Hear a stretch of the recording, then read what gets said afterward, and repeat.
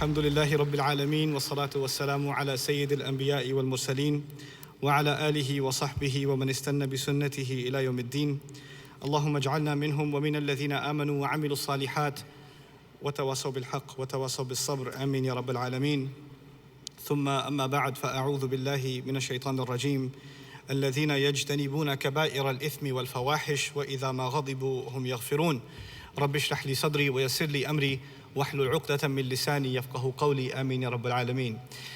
Once again, assalamu alaikum wa rahmatullahi wa barakatuh. I can't hear you. So you guys doing okay? Attention span is doing okay? Because I know RIS is notorious. I don't know. We don't have this in America because we have an attention span problem. Apparently you don't have here. So you have like lecture after lecture after lecture after lecture after lecture after lecture. But what we have there is lecture. Right? So I don't know how you guys are doing it. So I would request before I speak to do what I would make my class do. Everybody stand up. Just stand up. Just stand up. Just do it. Do it, do it, do it. Stretch. Whatever you need to do to wake up. Punch the person next to you. Whatever it is. Just do something. Okay, now don't get too happy and sit down. Okay. Hey, that does not count towards my time. Reset that thing. That's not, I didn't even start yet. Okay. So I have been given this really awesome topic. And the title of it, when I saw the title, I was like, oh my God, this is gonna get me in a lot of trouble. Light-skinned Muslimah seeking doctor. But anyway, I think the controversial or the at least the provocative topic is a good segue into a bigger problem that I'm gonna try to articulate before you as clearly as I can. It's a much bigger topic than 32 minutes and 55 seconds, but still, I think I can present enough food for thought in this conversation that you can carry as a conversation in your own families. For me personally, the biggest priority is changing the way a family makes its decisions. That's the biggest priority. If we can affect how parents, children, young people, married couples, how they reach their decisions for their family and what kind of decisions they make, then we're heading in a better direction, inshallah ta'ala. So this is really a focus on your family and my own. The first thing I want to say is the way people used to get married back in the day, I mean, I'm talking about 30 years ago, back in the day, was very different from now. It was very, very different. And it was different in the Muslim world, in the Arab world, in the Southeast Asian subcontinent, in the Africas. It's just a different way of approaching the subject of marriage when young people become of age than the elders, because all the families know each other, they live in the same neighborhood and all of that. So somebody's cousins with friends says, hey, what about him for her? What about her for him? And a conversation begins, and because all of these connections exist, eventually somebody marries someone within the extended, acquaintances. And if it's not within the extended family, it's very close to the extended family. And so there's this proximity benefit that Muslims have enjoyed for a long time. But the world has changed, and with the increase in, the economic capitals of the world constantly shifting and moving, people move because of work. And people move because of education. And so many of you, your families moved here because of, continuing education or to pursue a career or to start a business and all of those and these are all legitimate reasons. I'm not here to tell you came here for dunya, astaghfirullah, go back. I'm not here to tell you that. These are realities, these are legitimate realities that exist. And so when we moved here, for the most part, one of the things that we experienced, Muslim communities, is that we became isolated. Increasingly isolated. So your neighbor's not necessarily a Muslim. And if by chance they are, they're probably not from the same country.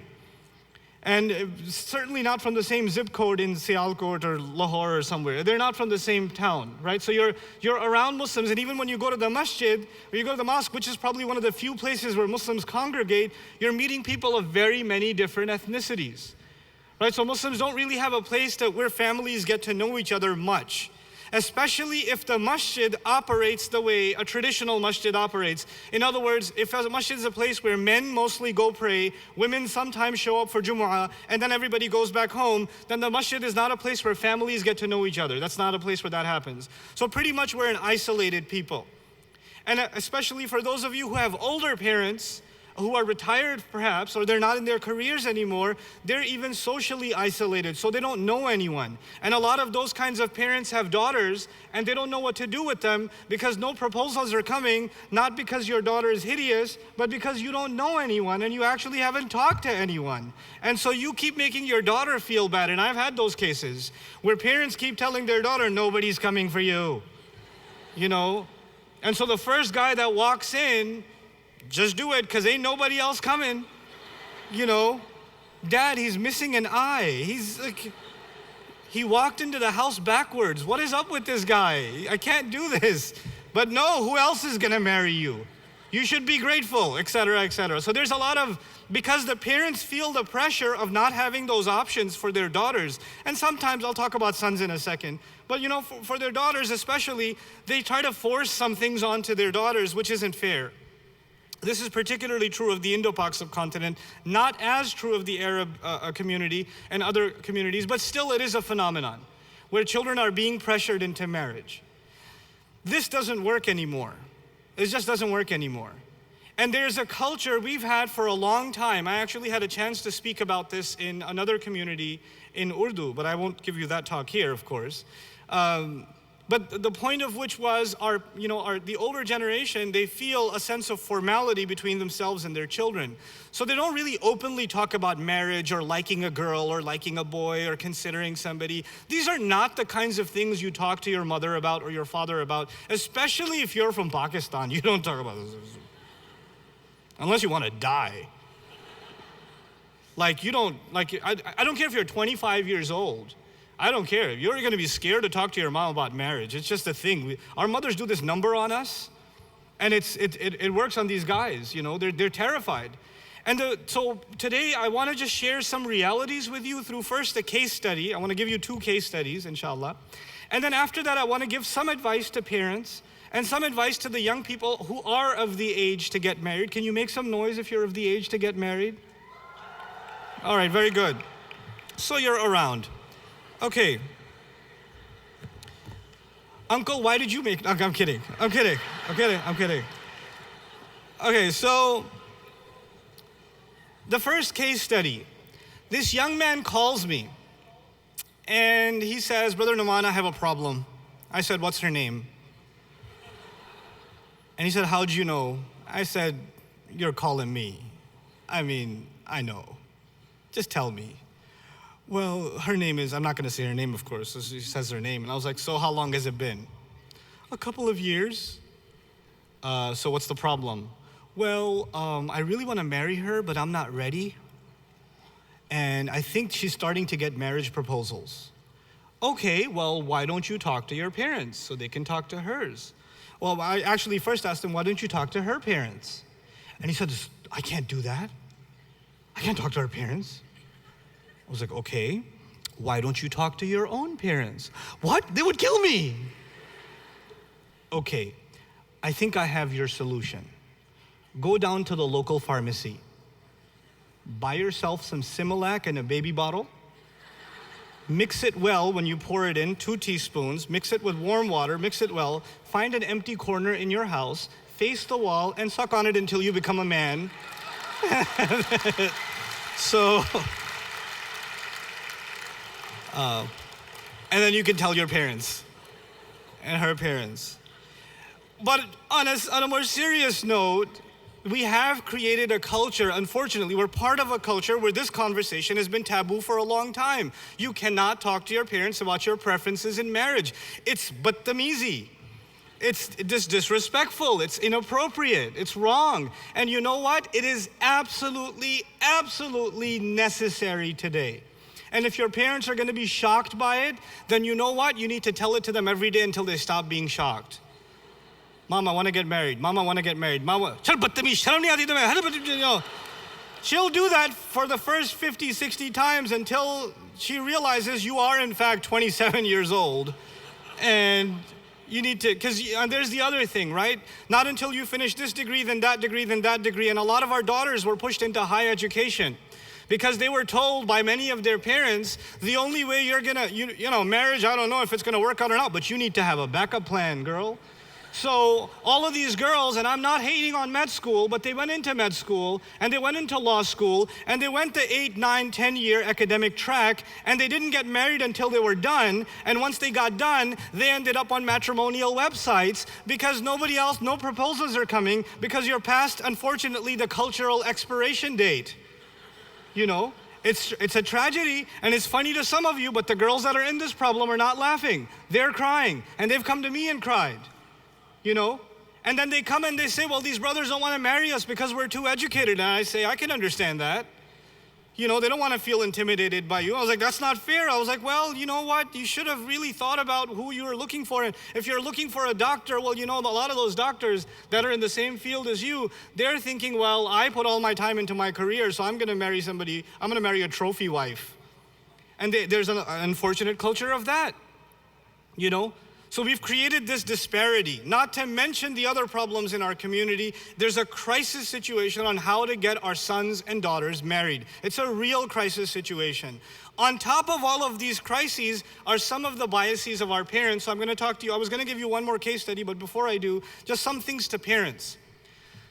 Many of you come from particular backgrounds and you have very strong senses of identity. That is something Allah put in you. May Allah reward you. وَجَعَلْنَاكُمْ شُعُوبًا وَقَبَائِلَ لِتَعَارَفُوا. Right? Allah made us into nations and tribes so we may get to know one another. The tribe you come from, the family you come from, the village you come from in Syria or Palestine, the place you come from in Egypt, the place you come from in Bangladesh is valuable to you, is honorable to you. Your dignity, your history, your legacy is tied to it, and I respect that. But the fact of the matter is, number one, you and I both know you're not going back home. You're here. And your children are not Egyptian, and they're not Palestinian, and they're not Bangladeshi. They are 3/4 Canadian or American, and a little bit Bangladeshi, a little kind of, they got a little like Izzayik Bek there and there somewhere, you know. But they are American kids. They are Canadian kids, okay? They have some taste for like baklava, and they might eat a biryani here and there. But for the most part, they are pizza and hot dog, my friends. That's who they are. They are not like you. And part of that is not just what they eat or the cartoons they watch or the English they speak. Chances are they've gone to public school. That's a very high likelihood. They've either gone to public school or they're going through a college education. I am not here to justify what happens. I am here to first try to share a reality with all of our parents, our respected parents that are sitting in the audience. And I feel your pain because I'm a parent myself. My girls are about to turn teenagers. I'm terrified to death. I feel your pain. I'm going to be in your shoes soon. And may Allah protect all of us parents. You know, but let me tell you something. These girls and these boys, they've gone to college. Chances are they've seen a girl they like or a guy that they like. Chances are that's already happened. Chances are they've had a couple of conversations already, even in the most respectful setting. Maybe it happened at the MSA. Maybe it happened at the RIS convention. Maybe it happened. Yeah, it may have happened. Actually, it did. Okay. And you know, and I'm not just talking about the matrimonial section and all of that. I'm talking about just at the bazaar. Hey, nice hijab there. This is, you know, like that. You know, isn't that calligraphy amazing? That's some people start their conversations like that. One of the reasons I like to walk around in the bazaar is to see the contemporary pickup lines by Muslim youth. They're not very good nowadays. But anyway, it's fun to watch. But anyway, this has already happened, and they've got certain preferences. They've got something in their heart, and they want to tell you. But you know what? The girl's Palestinian, and she's thinking about a good brother. He's a good brother, but he's, astaghfirullah al-azim, Egyptian. Or it's a Pakistani guy, and he wants to marry this girl, and she's la hawla wa la quwwata illa billah, she's Syrian. You know, and he's really scared to tell his parents. He's really scared to even mention the idea because the Arab father will say, Mustahilun wa ana hayy. You know, mere jeete ji ye hargiz nahi hoga. Not so long as I'm alive, etc., etc., etc. You know what? We don't have a lot to pick from. If there are good young men and women out there, And our children, we trust them enough to go out into the real world. If we've trusted them enough to go to college, to get a job, to deal with society outside, then it is unfair and it is a form of dhulm by parents that you don't trust their judgment or even consider their opinion when they suggest, this might be a good man for me, this might be a good girl for me. You don't even entertain the idea because the ethnicity doesn't match. That is unfair. I'm sorry. I know. Some parents are gonna come up to me. No, let me finish. I gotta go further. And I'm gonna come after the kids next. Auntie, relax. Because auntie's gonna, beta, you gave this speech and my son will come up to me and he will say something and I don't know why you gave this speech. Auntie, relax. I'll come after your son in a second. But let me finish with you first. Let me finish with the elders first. It is unfair of you to put them in a land which is majority.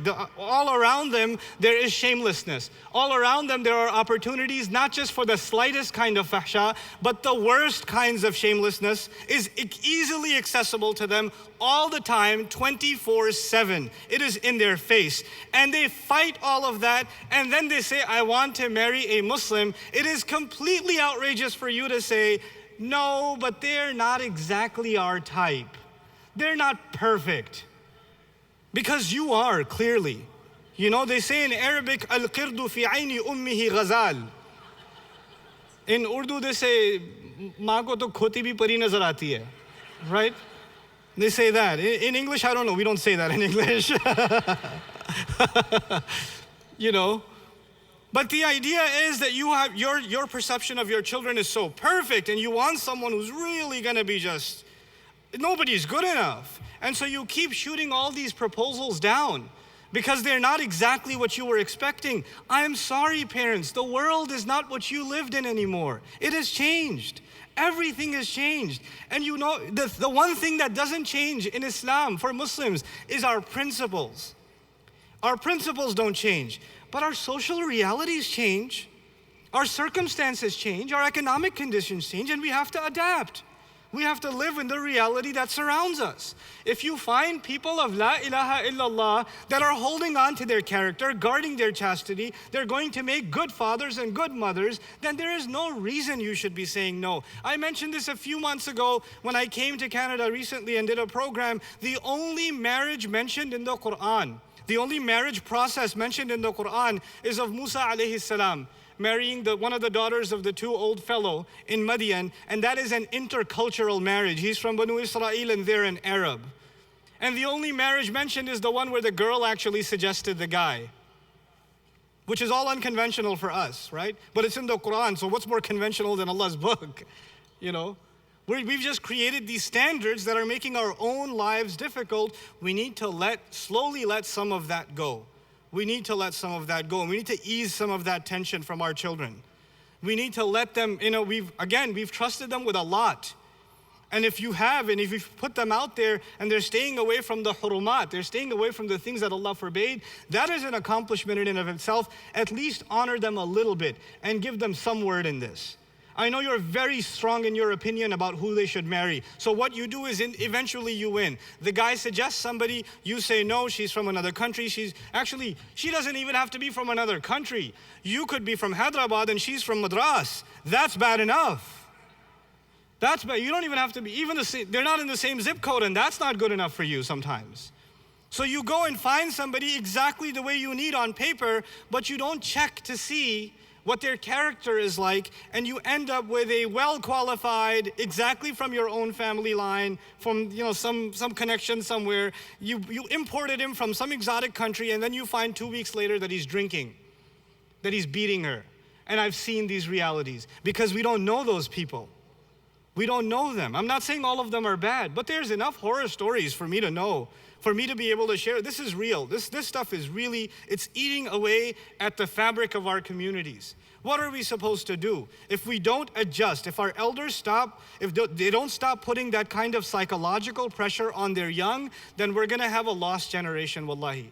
It's gonna be a crisis generation. And you don't want your son or your daughter to marry someone when they're emotionally invested into somebody else. They're gonna have a miserable married life anyway, you know? It's a really serious problem. And that's just some things I wanted to share with the parents. One more thing about parents, especially Desi parents here. I'm sorry, I'm gonna take 3 minutes out. with due apologies, معذرة إلى العرب للأسف الشديد هناك مشكلة خاصة للهنود. There's a specific problem for the Indian Pakistanis. Let me tell you guys something. In our culture, in Indo-Pak culture, there's something that the Arabs and other ethnicities don't have. We have this idea that our children, our sons especially, when they grow up, they will take care of us. We will become entirely dependent on them.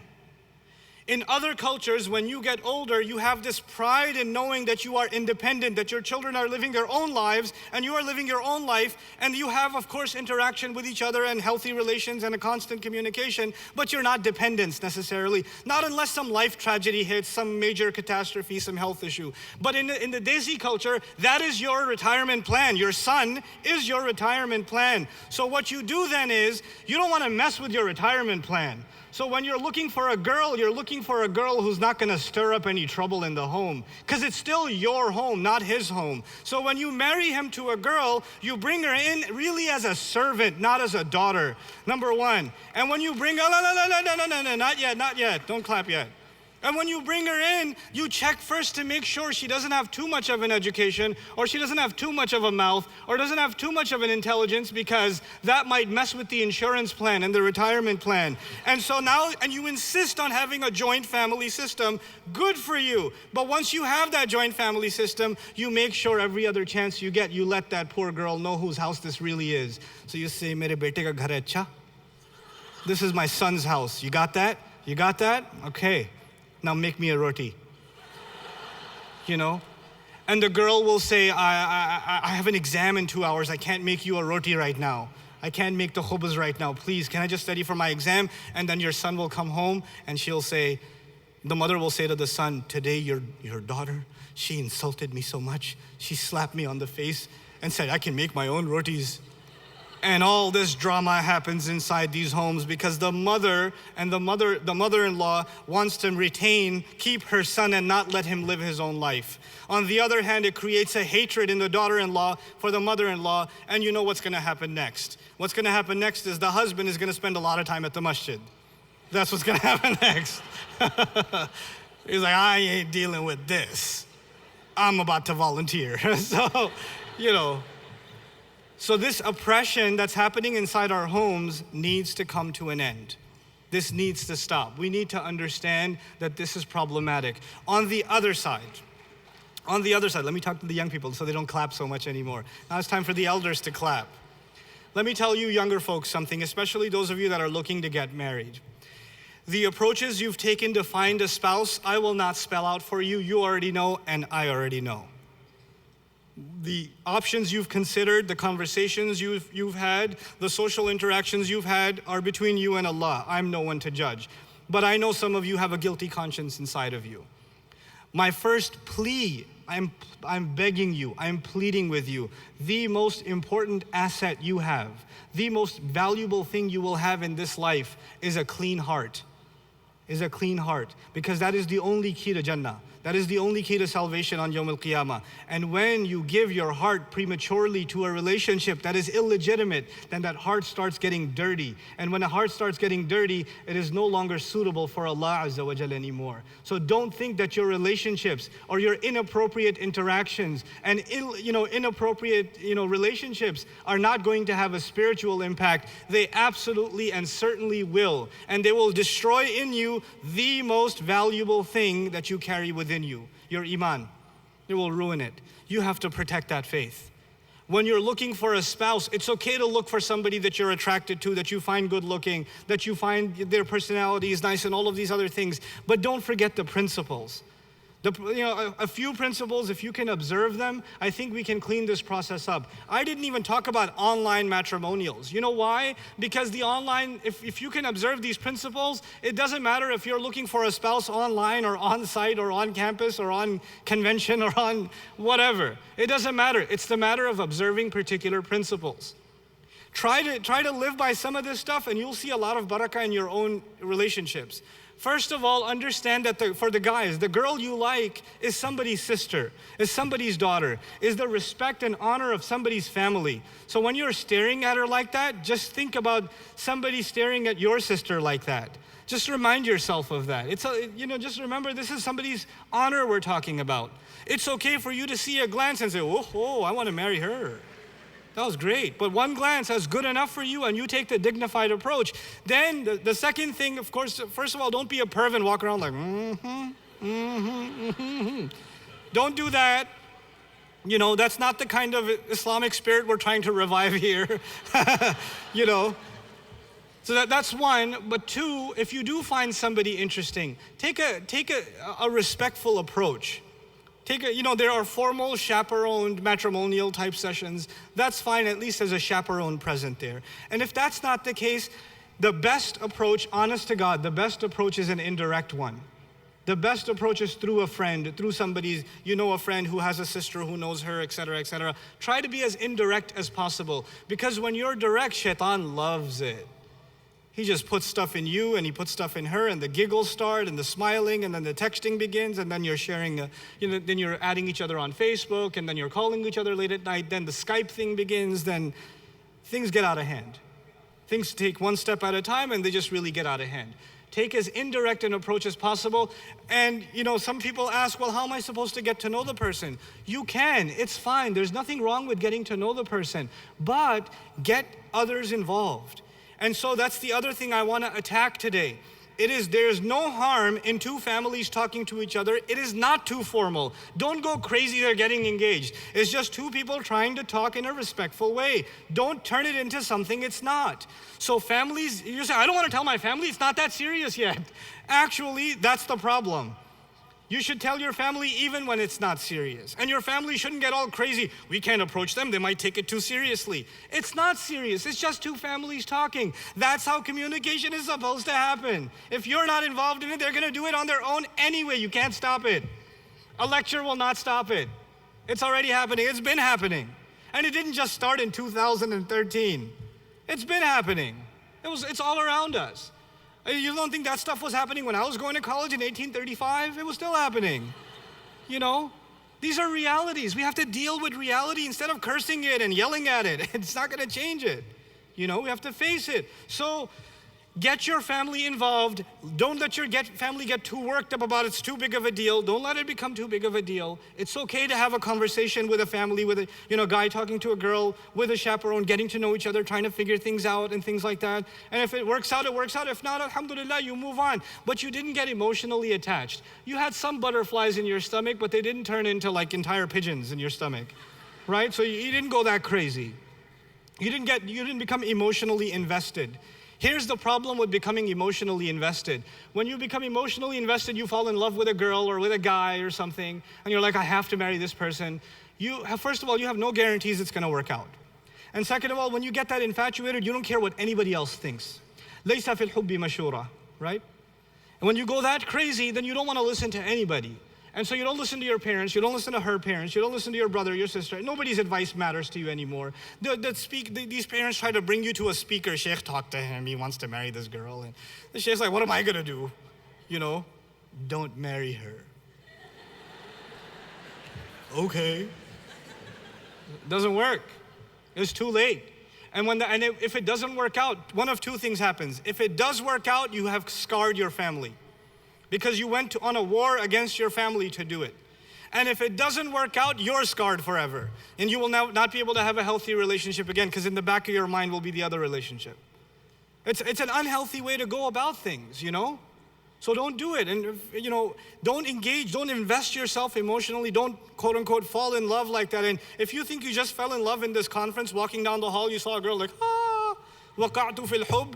That's not falling in love. That's just your hormones. Congratulations, you're a teenager. That's not love.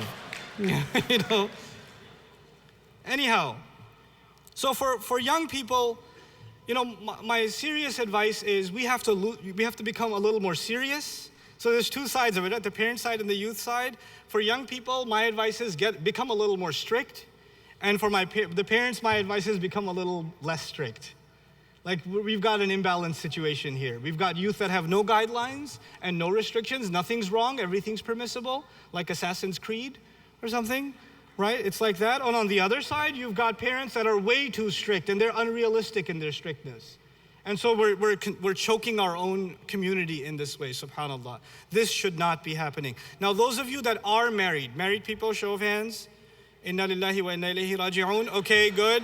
Married people that are here, part of your job is to help young people get married, especially the younger couples here. Younger couples here, you both, the men and the women in that couple, they have friends that aren't married that they've known for a while, and you need to become matchmakers before they have to resort to anonymous websites, which the same guy is on every website. He's got his profile on every single website. Everybody knows him, As one of my friends got married, he had his profile on like 30 Muslim matrimonial sites, and he asked me to speak at his wedding, and I was like, the internet will not be the same anymore. The internet connection speeds just increased because so much load has been taken offline with all of these profiles. Servers that were crashing for ages are now back up online now because, congratulations, you're married.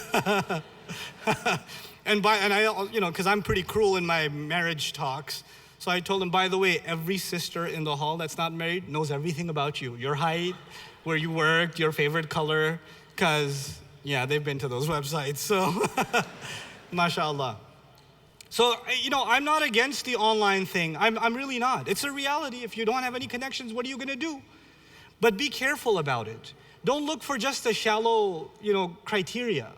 Look for something more meaningful. You're looking for someone you're gonna live with the rest of your life. And for those of you younger girls that are being forced by their parents to marry their cousin from Bangladesh, those of you that are being forced to marry, and they're being told you have to marry this person. Okay, what about this one? And we brought another one, and we brought another one. And they just keep getting uglier for some reason. I don't know what it is, but they keep getting uglier. And the pressure is mounting on you because you're reaching the cultural expiration date. Let me tell you something very strictly, very seriously. If you don't open your mouth and clearly say, this is not how I want to live. This is not gonna be the next 50 years of my life. This is not what I want to do. If you don't open your mouth and say, I shouldn't say anything, it's buri baat hoti hai.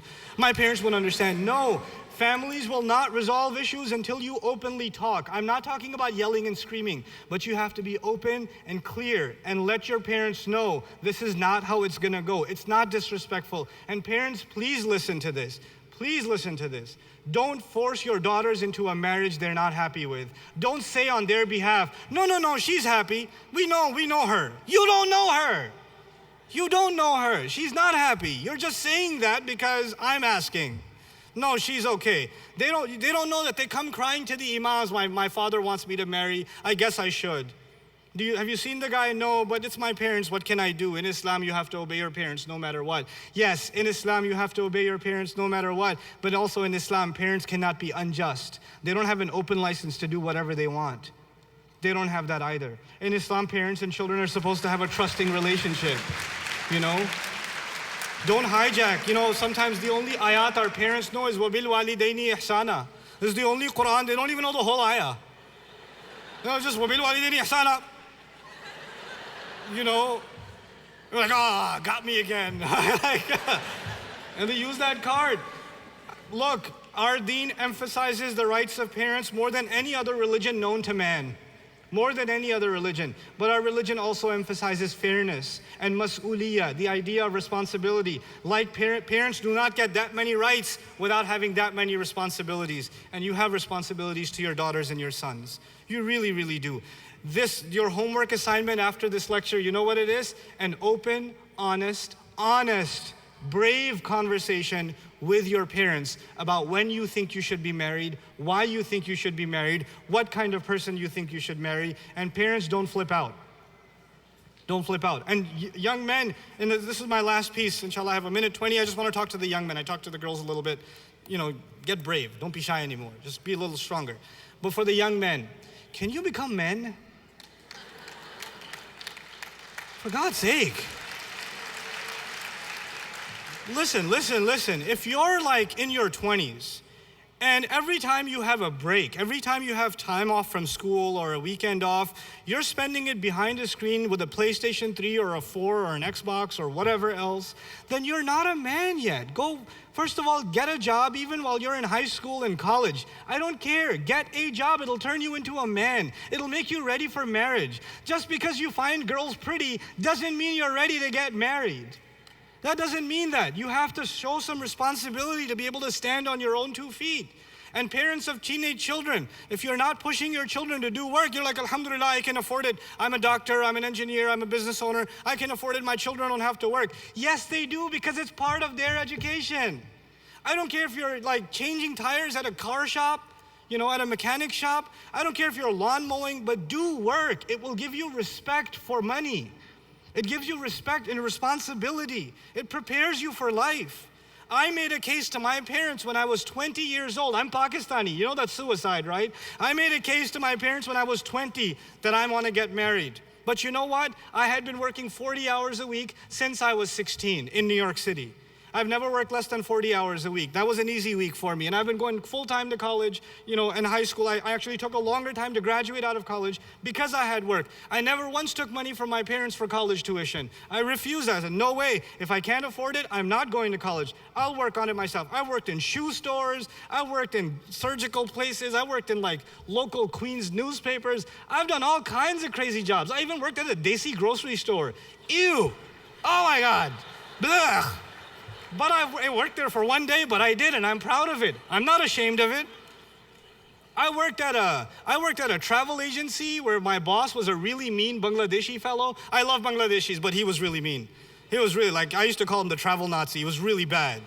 And when I didn't make enough sales that day, he just yelled at me. So one day I just had it. I yelled back at him, and I got fired, And 10 years later, I was giving khutbah in Long Island, and he was in the first row. And I have a beard now. He didn't have a beard back then, and he recognized me too. He's like,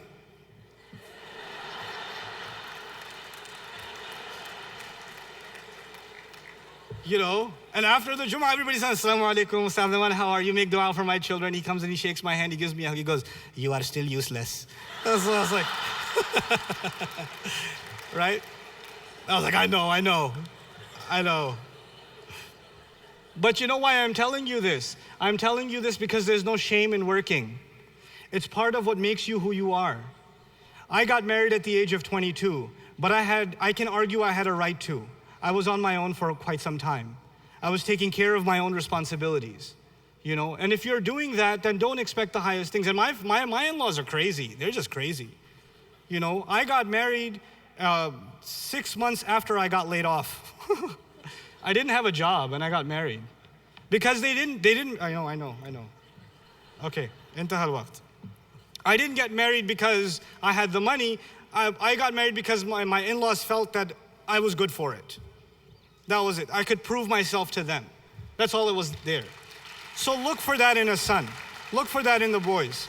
May Allah Azza wa Jal turn our young men into real men that can carry household responsibilities and really become good husbands to the sisters that are here that are looking to get married. May Allah Azza wa Jal find all of our young singles. May Allah Azza wa Jal help all of them find the appropriate couple, the appropriate spouse that will give them a happy married life. May Allah also help all of the divorced people here get remarried and get remarried quickly, inshallah ta'ala. As I conclude, I have a request. Somebody came up to me and asked, a young man named Ahmed As-Sardari.